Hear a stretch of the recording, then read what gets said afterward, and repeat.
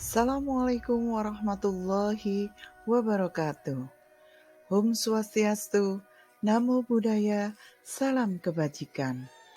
Dalam video kali ini, saya Vivit Putri Puspitosari dari SMA Negeri 10 Surabaya, calon guru penggerak Angkatan 6. Dalam tugas 1.2.A.8, yaitu koneksi antar materi, nilai, dan peran guru penggerak. Setelah mempelajari modul 1.1 dan modul 1.2, ada beberapa hal yang akan saya sampaikan dengan metode 4P. Yang pertama adalah peristiwa, kedua perasaan, ketiga pembelajaran, dan yang keempat adalah penerapan ke depannya. Peristiwa pertama adalah momen yang paling penting saat saya mempelajari modul 1.1 adalah yang pertama tentang trilogi dari pemikiran Ki Hajar Dewantara. Yang kedua, seorang pendidik harus tahu bagaimana cara mengajar, bagaimana memahami karakter peserta didik, dan bagaimana atau apa tujuan dari pendidikan.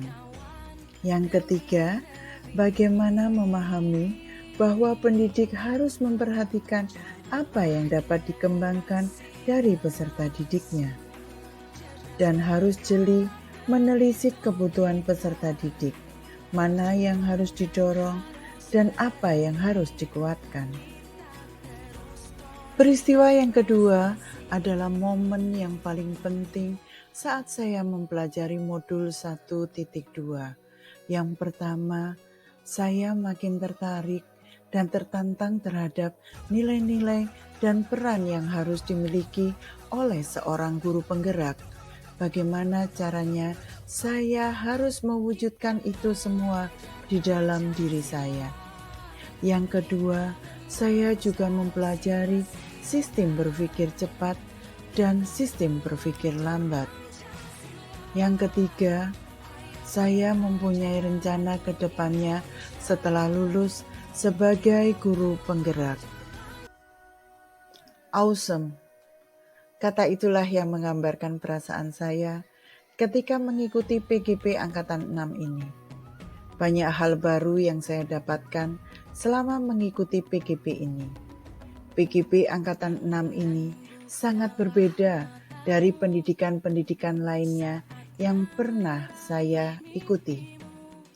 Karena di PGP ini, saya sebagai pendidik dituntut untuk memahami karakteristik dari peserta didik saya dan dapat mengembangkan program pembelajaran yang lebih inovatif, efisien, dan tepat sasaran untuk peserta didik di sekolah saya. Peran fasilitator, pengajar praktik, dan teman-teman sejawat di CGP Angkatan 6, khususnya kelompok 68, sangat membantu membuka pikiran saya dan membuat saya makin bersemangat. Metode 4P yang ketiga adalah pembelajaran. Sebelum mempelajari pemikiran KHD, saya percaya bahwa dengan tindakan tegas dan memberikan hukuman akan membuat peserta didik saya berubah. Tetapi ternyata perubahan tersebut hanya bersifat sementara karena mereka hanya takut saja, bukan atas kesadaran diri dari mereka. Akhirnya, saya menyadari adanya kodrat alam yang membuat peserta didik memiliki kemampuan yang berbeda-beda, sehingga saya harus memberikan dan membuat metode pembelajaran yang sesuai dengan karakteristik, minat, dan bakat dari peserta didik. Metode 4P yang terakhir adalah penerapan ke depannya. Yang pertama, saya ingin menciptakan pembelajaran di kelas saya yang lebih menyenangkan. Yang kedua, saya juga akan menggunakan metode pembelajaran yang sesuai dengan karakteristik peserta didik.